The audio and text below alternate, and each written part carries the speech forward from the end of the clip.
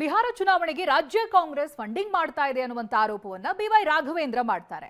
ಸಂಸದ ರಾಘವೇಂದ್ರ ವಿರುದ್ಧವಾಗಿ ಇದೀಗ ಪ್ರಿಯಾಂಕ್ ಹಾಗೆ ಮಧು ಬಂಗಾರಪ್ಪ ಕಿಡಿಕಾರಿದ್ದಾರೆ.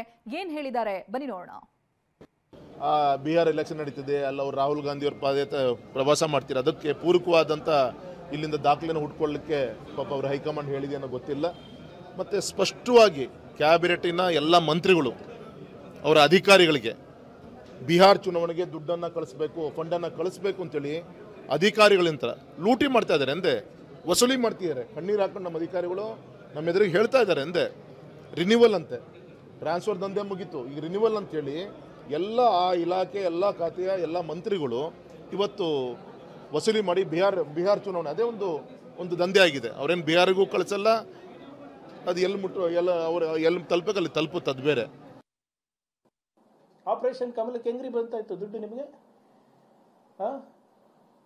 ಇಡೀ ರಾಷ್ಟ್ರದಲ್ಲಿ ಆಪರೇಷನ್ ಕಮಲ ಹೇಗೆ ಆಯ್ತು ನಿಮ್ಗೆ ಗೊತ್ತಿರಬೇಕಲ್ಲ. ಎಲ್ಲಿಂದ ಬಂತು ಅಷ್ಟು ದುಡ್ಡು ಆಮಿಷ ಕೊಡಲಿಕ್ಕೆ?